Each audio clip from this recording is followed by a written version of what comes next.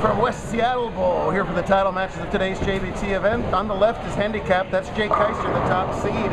He started out strike, spare, strike, and he's got to win this match, well, by -15. He's the one getting pins, 15 of them against this guy, reigning TPC champion Logan Winchell, looking for title number 2 of his career. To the right, it's Mac Karn and Ewan Oster going at it for the scratch title. Mac looking to win his 5th, while Ewan's already the youngest bowler to ever win a scratch title, now trying to become the youngest bowler to ever win 2 scratch titles. He'll extend that record every time he wins, for a little while at least. Keister having a great start here, strike, spare, strike. Will remain Dutch if he can spare that up. Jake just begun this season. He had to establish through us, so he had a handicap penalty for quite a while. That penalty finally dropped off today. We had a fairly easy pattern. Jake took advantage of that combination to lead the event at plus 341 for a pretty high scoring day. Took plus 45, something like that, to make the cut in handicap, 30-something to make the cut in scratch. As the entire scratch stepladder was U17 eligible today. I believe that's the first time that's ever happened, so that also means this is the U17 title match. So a 2-for-1 deal over here in scratch. Karn starts out spare, spare. Ewan struck on his first frame. I think that was before the camera started. Giant thanks to this guy. I'll watch the reflex action. Hey, Jeff! Oh, it didn't work. That's also a Jeff. Us Jeffs got to stick together. Jeff Swanson, it's a great team here. Got one of my favorite bowling centers. 32 laner, been here since the 50s. In just the beautiful West Seattle neighborhood. They are a busy bowling alley. We sure appreciate them fitting us in. And Ewan sure appreciates slapping that 10 out for a double to start things off. Every week we mark any age, any average.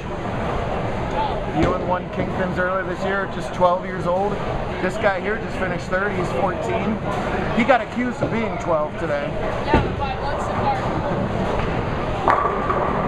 Bud's still a youngin' himself. And Mac is 17, but he was 16 on August 1st. And that's the age cutoff that determines how old you are for the whole season. And Oster opened strong with 3 in a row.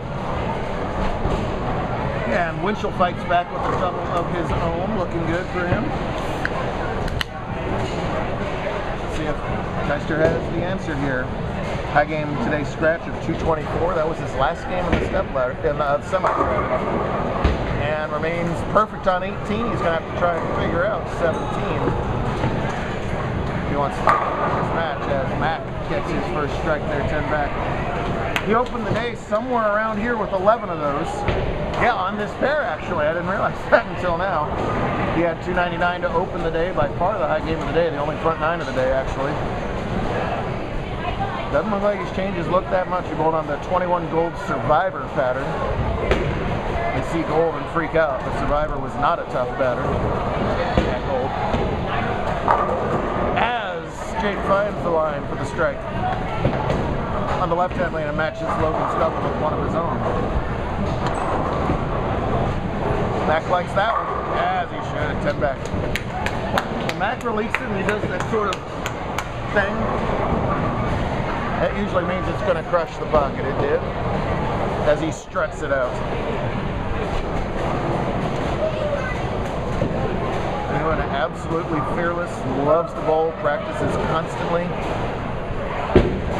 When he got that win, it was at his home house game against Beaverton, and boy, were they happy for him. As Winchell gets a great break over there with the Brooklyn, and Oster just keeps pounding the pocket. Both these purple hammers are legal, by the way. They have been checked out.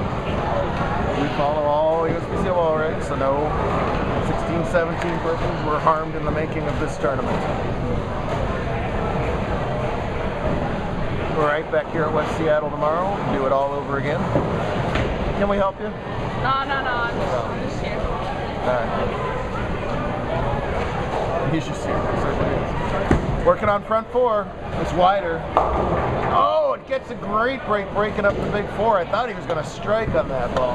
Very lucky to only leave the 4-7. Winchell got a great break in the 6. Let's see if he can take advantage of it in the 7. No!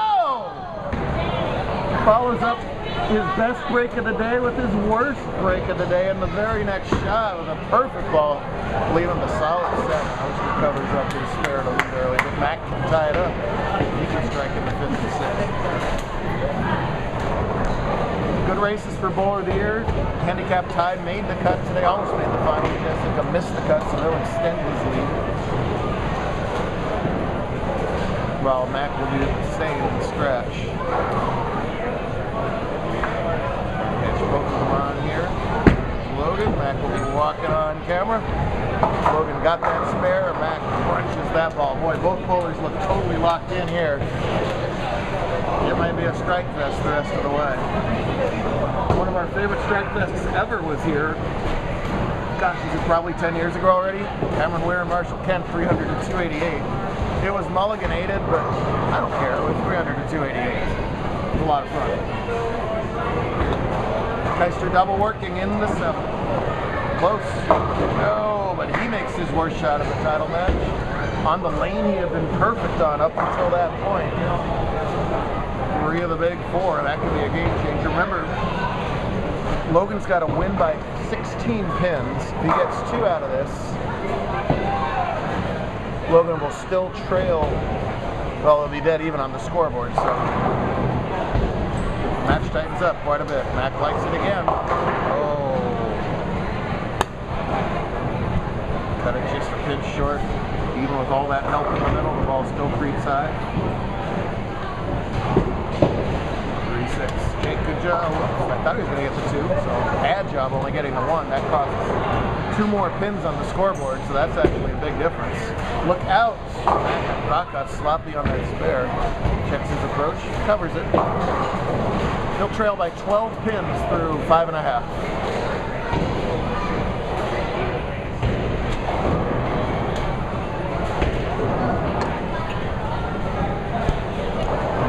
See how Keister recovers here.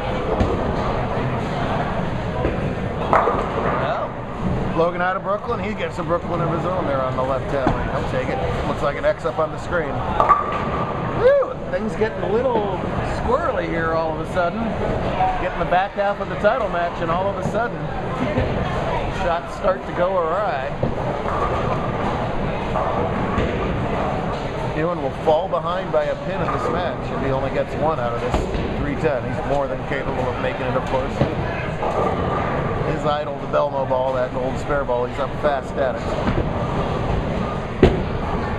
Oh, he makes it. Beautiful job. Oh, no. Boy, the wheel's falling off for both bowlers over there. That's another big split for Logan. Big trouble for him now. That TPC win came so out of nowhere from him, and he's been solid ever since. He would love to repeat. He's in good shape to get to Vegas, at least. Right, high again. So are the lanes changing on both these bowlers? They're playing right on top of each other. Remember, those urethane balls peel oil off the front end and deposit it on the back end. So that's makes sense with all these shots that they thought were good suddenly going high, or are they just pinching it a little bit under title match pressure?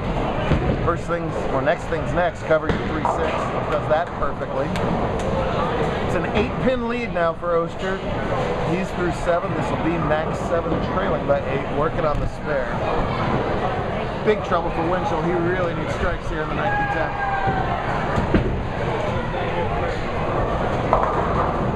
He goes high. Wow.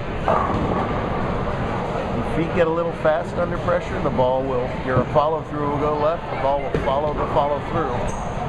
That's leading to a lot of this. That time it was pure though.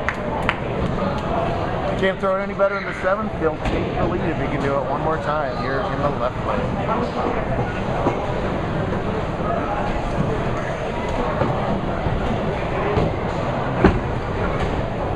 Has to have this 3, and boy, he doesn't. He's just giving the title to Jake now.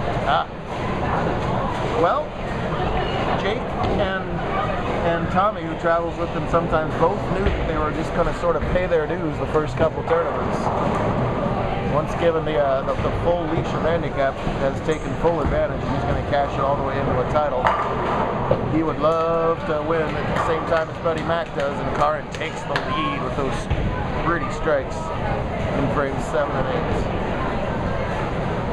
So Jake waited 3 months to get all this handicap. He goes plus 400 and wins the tournament. We're going to take all that handicap away again, but that is a problem for another day. And suddenly they're both all over the place here, but he's going to have enough to hang on.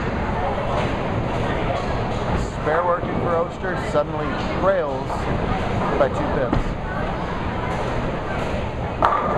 Nope!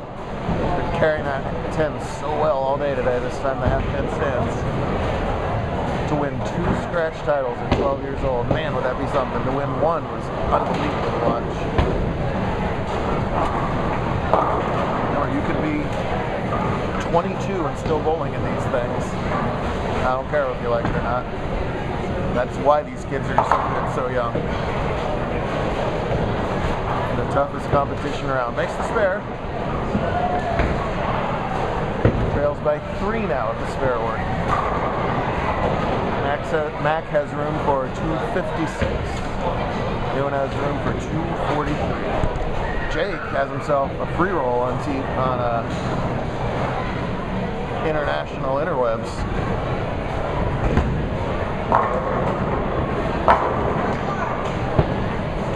Nine's good enough. There's a happy champ, a little exhalation. There, he's figuring it all out. There we go. There he has it. Ewan got that all-important foundation ninth. Now Mac can step up here and shut him out.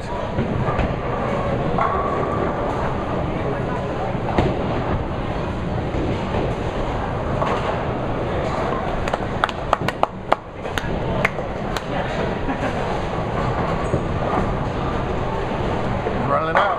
Boy, just dead perfect flush. Absolute no doubt it's great.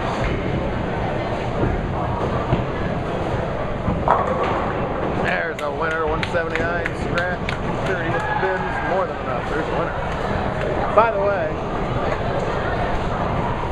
Tyler, not just the ball rep, he's also the shirt rep today. I don't know if you're trying to figure out what's going on. Very good. Next, going to take a little re-rack and think about that over there.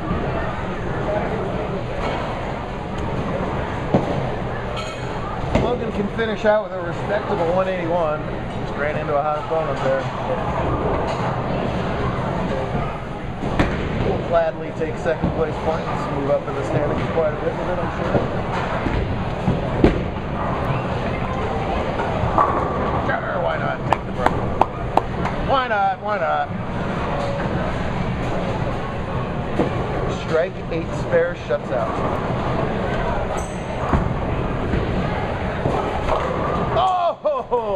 And after throwing so many dead flush shots, that ball had to turn over in a hurry. It did just enough to clip that 7.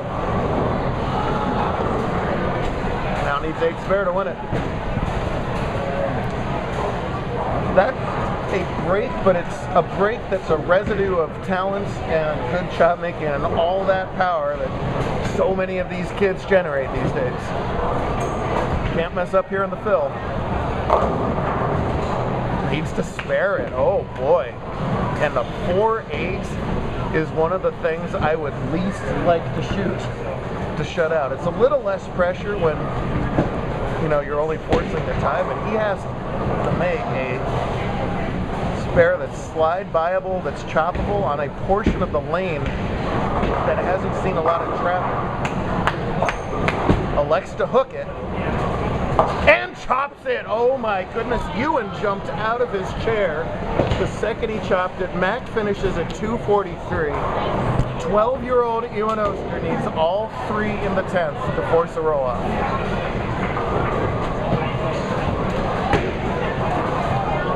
Sorry to say it for Karin, but I called that one a billion miles away. That's such a nasty spare. Ewan is one of those kids that does look at the scoreboard. He knew it the second it happened. Now he's got to regroup and have every bowler's dream opportunity to throw 3 in a row in the 10th. Oh, he doesn't do it. Just a little left. That was starting to go on him. He churches. Oh, man. Man, I thought we were going to overtime. Why not make a great church on camera? Pull your best Laredo impression. Oh, man. Too bad for Owen. You're going to see a lot more of him, but a great finish by Mac to make it exciting. Oh, great game, both of you guys. Yeah, they were a little surprised, yeah. Yes. Oh, for crying out loud. How did you get that on so fast? Oh! As soon as he won, I threw it out of his head. Hey, Oh, man. So coats on the bag. Oh, that one doesn't have a name. Great stuff out of all of our finalists. We'll do it all over again here in Seattle tomorrow.